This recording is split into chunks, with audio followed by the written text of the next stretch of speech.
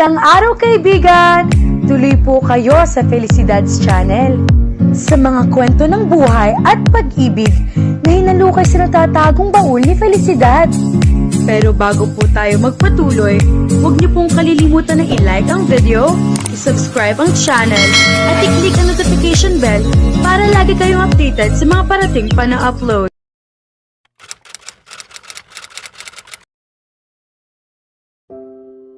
Pagkatapos ng pagtatanong kay Ryan, lumabas si Maxwell ng gusali. Mariing nakapikit ang kanyang panga at ilang sandali siyang nakatitig sa teleponong hawak niya bago tuluyang pinindot ang call. Pwede ba tayong magkita? Mababa at matipid niyang tanong.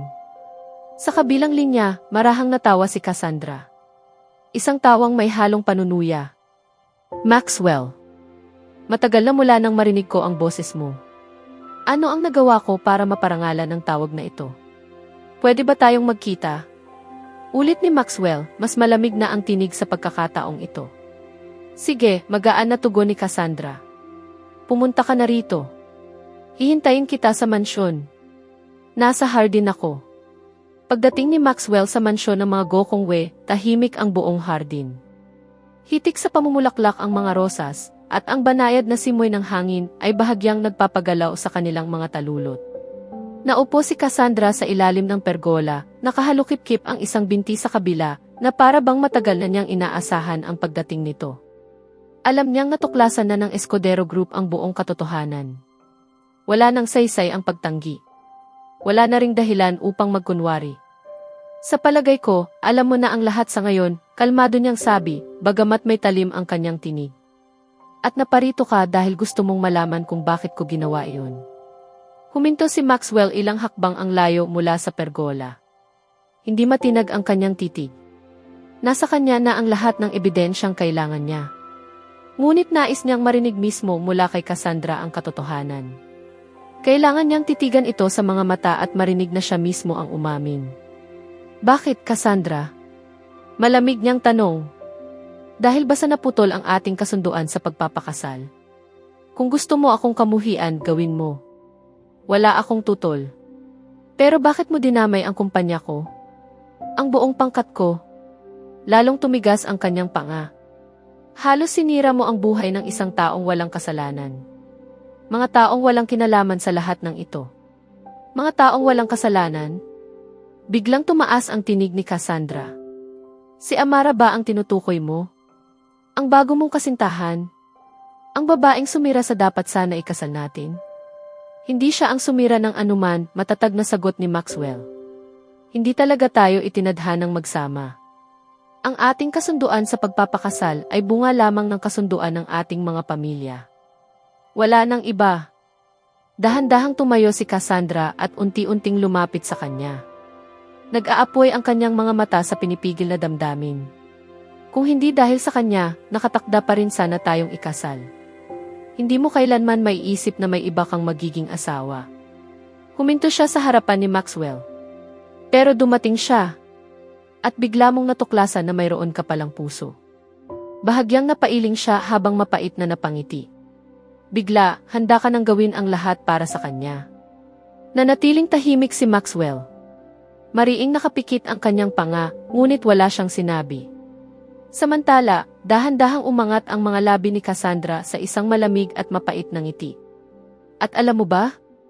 Muling tumalim ang tinig ni Cassandra na tila nasisiyahan sa bawat salitang nakasasakit. Si Tony. Ang kapatid ko. Mahal din niya siya. Bahagya siyang umiti. Siya ang nagsabi kay Ryan na magtago sa ibang bansa. Nakita mo si Ryan sa paliparan, hindi ba? Oo, si Tony ang nagpadala sa kanya. Mahal niya ako bilang kapatid kaya sinikap niyang protektahan ang pangalan ng aming pamilya. Pero mahal din niya ang babaeng iyon. Mariing napakuyom ang panga ni Maxwell, ngunit nanatili siyang tahimik. Isa pang hakbang ang inilapit ni Cassandra. Ang bawat salita niya ay punang pait at matinding galit. Kahanga-hanga siya, hindi ba? Para bang napakadali niyang mapasa kanya ang puso ng mga tagapagmana ng mga bilyonaryo. Sino ang makapagsasabi kung sino na naman ang susunod niyang bibihagin? Tama na, Cassandra. Pinutol siya ni Maxwell. Kasintigas ng bakal ang kanyang tinig. Naparito ako upang marinig ang paliwanag mo, hindi upang pakinggan kang siraan ang kanyang pangalan. Pagkasabi niyon, tumalikod siya at nagsimulang maglakad palayo, iniwan si Cassandra na nakatayo sa ilalim ng pergola. Unti-unting naglaho ang mapanuyang ngiti sa kanyang mga labi. Habang tinatahak ni Maxwell ang landas palabas ng hardin, nag-uunahan ang kanyang mga iniisip. Si Tony, ang matalik niyang kaibigan mula pa noong bata sila. Ano ang ugnayan nito kay Amara? Ano ang nangyari sa pagitan nilang dalawa? Paulit-ulit na umalingaw ang mga tanong na iyon sa kanyang isipan, lalo lamang nagpapaliyab sa mabigat na damdaming unti-unting sumisikip sa kanyang dibdib. Selos. Unti-unti itong namuo sa kanyang kalooban na tila nagbabagang apoy. Mapait, mabigat, at unti-unting nilalamon ang kanyang katahimikan, hanggang sa halos mahirapan siyang huminga. Naaalala mo pa ba? Basag ang katahimikan nang muling magsalita si Cassandra. Mahina ang kanyang tinig, ngunit bakas ang panginginig nito. Noong bata pa kayo ng kapatid ko, lagi kayong naglalaro sa harding ito. Tumatakbo sa damuhan. Nagtatawanan. Bahagyang natigilan si Maxwell. Noon pa man, patuloy ni Cassandra, nanginginig ang kanyang tinig, alam ko ng balang araw, ikaw ang magiging asawa ko. Alam kong sa huli, tayo rin ang magkakatuluyan. Humugot siya ng mabigat na hininga bago muling nagsalita. Mahal na kita mula pa noong kaya kong alalahanin ang sarili ko, Maxwell. Wala nang ibang lalaki sa puso ko. At hindi kailanman nagkaroon. Dahan-dahang lumingon si Maxwell upang harapin siya. Hindi mababasa ang anumang damdamin sa kanyang mukha. Ngunit nang magsalita siya, nanatiling matatag at hindi matinag ang kanyang tinig. Alam kong hindi sapat ang paghingi ko ng tawad upang maibsan ang sakit na nararamdaman mo, Cassandra. Ngunit mas makabubuti ito kaysa hayaan kang umasa sa isang bagay na hinding-hindi maaaring mangyari. Mas mabuti na ngayon ka masaktan kaysa sa masigit pang pagdurusa ang maranasan mo sa hinaharap.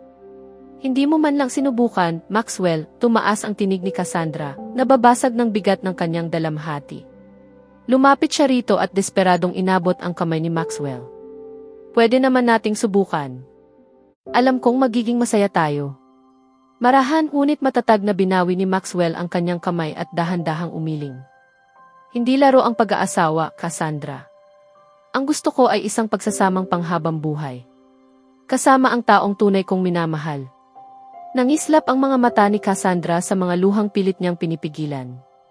Mabilis ang kanyang paghinga. At naniniwala kang makikita mo ang kaligayahang iyon kay Amara? Nanginginig niyang tanong. Hindi sumagot si Maxwell. Ngunit sapat na ang kanyang katahimikan upang maging malinaw ang sagot. Napilipit ang mukha ni Cassandra sa tindi ng kanyang paghihinagpis. Maya-maya, napalitan ng matinding pait ang kanyang sakit, at ang bawat salitang lumabas sa kanyang bibig ay punang galit. Kung ganon, isinusumpa ko kayo, Maxwell. Ikaw at si Amara.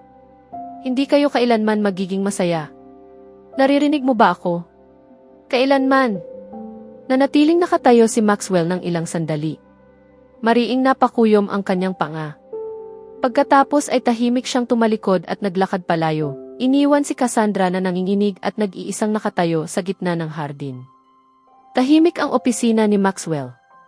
Tanging ang banayad na ugong ng aircon ang pumupuno sa silid. Nakatayo si Tony malapit sa bintana, nakatanaw sa malawak na tanawin ng lungsod, na para bang may mahahanap siyang kasagutan sa labas. Isinara ni Maxwell ang pinto sa kanyang likuran. Umalingaw-ngaw ang matalim na tunog ng pagsara nito sa buong silid. Lumingon ka. Mababa ngunit mariing utos niya. Dahan-dahang humarap si Tony. Hindi mababasa ang anumang damdamin sa kanyang mukha. Lumapit si Maxwell. Kasintigas ng bakal ang kanyang tinig nang magsalita. Paano mo nakilala si Amara? Napakurap si Tony, halatang nabigla sa tanong. Ano, narinig mo ako? Hindi nagbago ang tono ni Maxwell. Matalim, malamig at hindi matinag.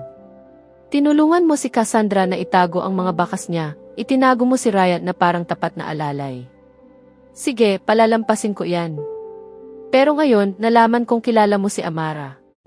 Mariing kumuyom ang kanyang panga, lalo pang tumalim ang bawat salita. Sabi sa akin ni Cassandra, ikaw raw ang nagsasaliksik din tungkol dito. Nasinundan mo rin si Ryan ng mag-isa. Kaya ano ang motibo mo, Tony? Simula pa lang. Sino ba talaga si Amara sa iyo? Tinutulungan mo ba siya? O ako? Mariing kumuyom ang panga ni Tony. Nakilala ko si Amara sa pamamagitan ng isang kaibigan ilang buwan na ang nakalipas. Mahinahong simula niya, ngunit mabigat ang bawat salita. Ngunit habang tumatagal, nahulog ang loob ko sa kanya, Maxwell. Mas minahal ko siya kaysa sa inaasahan ko. Huminga siya ng mabigat, ang tinig ay mas mababa, masugatan.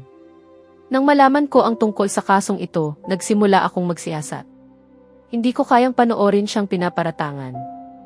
Hindi ko kayang makita siyang umiiyak. Mabilis siyang bumuntong hininga, tila may pait. Ngunit nang mas malalim ko pang siya sa atin, nalaman kong si Cassandra pala ang nasa likod ng lahat. Ang sarili kong kapatid. At ako. Mahal ko rin siya, Maxwell. Hindi ko kayang panoorin siyang bumagsak dahil dito. Kaya pinatakas ko si Ryan palabas ng bansa. Biglang nanigas ang dibdib ni Maxwell, ngunit nanatiling malamig ang kanyang mukha. Mahal. Malamig niyang ulit. Iyan ba ang tawag mo roon? Hinayaan mong makatakas si Ryan, alam mong magmumukhang kriminal si Amara. Pinagmistulang siya ang may kasalanan. Mariing kumuyom ang panga ni Tony, ngunit nanatiling matatag ang kanyang tinig. Oo, alam ko. Pero nandito ako para sa kanya, Maxwell. Tutulungan ko siyang bumangon muli. Hindi ko siya pababayaan. Hindi ngayon, hindi kailanman. Akala mo ba madali para sa akin yon? Kasintigas ng yelo ang tugon ni Maxwell. Madali dahil nagawa mo. Humigpit ang paghinga ni Tony. Lahat ito dahil sa iyo, Maxwell. Ikaw ang nagkansela ng pakikipagkasundo kay Cassandra. Ikaw ang nagpahiya sa kanya. Kaya niya naitapon ang galit niya kay Amara dahil nasaktan siya. Ikaw ang nagliyab ng apoy, Maxwell. Huminto siya, tila napagtanto ang bigat ng kanyang sinabi. Ngunit alam niyang hindi na rin iyon sapat na paliwanag. Mariing kumuyom ang panga ni Maxwell at ang kanyang tinig ay pumutok sa hangin na tila bakal. Huwag mong iugnay sa akin ang lahat ng ito. Gusto mo bang ipakasal si Cassandra sa lalaking hindi siya mahal? Sa tingin mo ba, magiging masaya siya roon? Hindi sumagot si Tony. Mabigat ang kanyang katahimikan. Lumapit pa si Maxwell hanggang halos wala ng pagitan ang kanilang mga hininga. Pinrotektahan mo si Cassandra sa kapinsalaan ni Amara. Nasuspinde siya. Nahiya siya sa harap ng lahat. Napakuyom ang mga kamao ni Tony sa kanyang tagiliran. Alam ko ang ginawa ko, mariin niyang sagot. Alam ko kung ano ang kapalit para sa kanya. At gugugulin ko ang buong buhay ko para ayusin ito kung kinakailangan. Pero huwag mong sabihing wala akong pakialam sa kanya. Humigpit ang tensyon sa silid, kapwa hindi umaatras ang dalawang lalaki. Ngunit ang hindi nila napansin ay may nakarinig sa lahat. Nakatayo si Amara sa kabilang panig ng pinto, nanigas sa kanyang kinatatayuan. Nakahawak pa rin ang kanyang kamay sa seradura na balak niyang pihitin ilang sandali pa lamang ang nakalipas. Naparito siya upang makita si Maxwell. Upang magtanong, upang magmakaawa, upang malaman ang kahit anong balita tungkol sa investigasyon. Gusto niyang malaman kung may pag-usad ba. Matagal na pananahimik sa kanyang bahay ang unti-unting dumagan sa kanyang dibdib hanggang sa halos hindi na siya makahinga. Kailangan niyang marinig ito mula mismo sa kanya. Ngunit nang marinig niya ang mga tinig sa loob, ang boses ni Maxwell at ang isa pang pamilyar sa kanya. Huminto siya. Si Tony. O mas tamang sabihing Desmond. At pagkatapos, pinakinggan niya. Bawat salita ay tila hiwa ng salamin. Ang pag-amin ni Tony. Ang mga paratang ni Maxwell. Ang katotohanang hindi niya dapat marinig. Dahan-dahang naglakad si Amara palayo patungo sa elevator. Mabigat ang bawat hakbang at ang kanyang isipan ay tila bagyong hindi niya mapigil. Tony. Desmond. Go Kong Wei. Siya ang kapatid ni Cassandra. Si Cassandra ang dating kasintahan ni Maxwell. Si Cassandra ang nasa likod ng lahat. Napasikip ang sikmura ni Amara. Alam pala ni Tony. At hinayaan niya siyang akuin ang lahat ng sisi. Hindi na niya namalayan ang sariling mga hakbang hanggang sa may boses na pumigil sa kanya mula sa likuran ng pasilyo. Amara. Huminto siya at dahan-dahang lumingon. Nakatayo roon si Tony, baka sa mukha ang matinding damdamin. Punit, hindi sigurado at tila naguguluhan. Tony! Matatag ang kanyang tinig, ngunit nag-aapoy ang kanyang mga mata. O dapat ko bang tawagin kang Desmond? Ginoong Gokong Wei. Mapait niyang dagdag. O kasinungalingan din ba iyan? Bahagyang nagulat si Tony, tila tumama ang bawat salita sa kanya. Nalaman mo na ang lahat, mahina niyang sabi. Oo, bahagyang nanginginig ang tinig ni Amara, ngunit nanatiling matalim ang kanyang tingin. Narinig ko ang lahat. Sino ka ba talaga? Desmond Tony Gokong Wei ang pangalan ko, sagot niya. At oo, kapatid ako ni Cassandra. Pero hindi ko alam ang plano niya sa iyo, Amara. Hindi noong una. Dahan-dahang inabot ni Tony ang braso niya, desperadong pigilan siya, ngunit bigla siyang umiwas. Alam mo na sapat, nanginginig niyang sabi. Hinayaan mong makatakas ang tunay na may kasalanan. Hinayaan mong ako ang magmukhang kriminal. Amara, pinagkatiwalaan kita. Kumirot ang kanyang lalamunan. Pinayagan kitang pagkatiwalaan ka. Napapikit si Tony at nang magsalita ay bakas ang pagkabasag sa kanyang tinig. Alam kong masama ang hitsura nito ngayon. Alam kong ako ang tingin mo ngayon. Pinakamasamang uri ng tao. Pero ipinapangako ko sa iyo. Kahit kamuhian mo ako, hindi kita pababayaan sa gitna nito. Hindi mo na kailangang lumaban mag-isa. Hindi mo na kailangang magpakaubos hanggang sa maubos ka. Ako na ang bahala sa iyo. Sa iyo at sa anak mo. Doon na tuluyang bumagsak ang mga luha ni Amara. Ngunit hindi para sa kanya. Sino ka para magdesisyon sa buhay ko? Pabulong niyang tanong, nanginginig ang tinig. Sino ka para kunin ang lahat ng pinaghirapan ko? Ang pangalan ko, ang pangarap ko. At durugin ang lahat dahil hindi mo kayang pumili sa pagitan ko at ng kapatid mo. Dahil mahal kita, sagot ni Tony, ang mga salitang halos pakiusap na lumabas. Umiling si Amara at umatras nang marinig ang tunog ng pagdating ng elevator sa likuran niya. Hindi kita minahal kailanman, Tony. Bilang kaibigan lang kita minahal. Iyon lang ang naging papel mo sa buhay ko. At kung ito ang tawag mo sa pagmamahal. Ang pagtakip sa kasinungalingan, ang pagwasak sa akin para lang protektahan ang pamilya mo. Mas mabuti pang tuluyan na tayong hindi na maging magkaibigan. Parang hiwa ang bawat salitang binitiwan niya. Amara, pakiusap. Ngunit bumukas na ang pinto ng elevator. Pumasok siya nang hindi na lumilingon. Kumilos si Tony na tila susunod, ngunit itinaas ni Amara ang kamay niya. Isang tahimik ngunit matigas na pagtigil. Hindi siya nagsalita. Nagtagpo ang kanilang mga mata. Punang luha at ng pagkadismaya na mas matalim pa sa anumang salita. Dahan-dahang nagsara ang pinto ng elevator sa pagitan nila, iniwan si Tony na nag-iisa sa walang taong pasilyo, habang ang katahimikan ay unti-unting dumagan sa kanya na parang mabigat na pasanin. Humugot siya ng nanginginig na hininga, nakatitig sa saradong pinto, habang unti-unting bumibigat ang bakas ng kawalan sa kanyang dibdib. Sa susunod na kabanata, tuluyan ng tatalikuran ni Amara si Tony habang haharap siya kay Maxwell upang malaman ang buong katotohanan at ang susunod na hakbang upang maibalik ang kanyang pangalan. Samantala, sisimulan na ng Escudero Group ang legal na aksyon laban kay Cassandra, ngunit isang hindi inaasahang pangyayari ang muling magpapagulo sa lahat. Kaya abangan natin,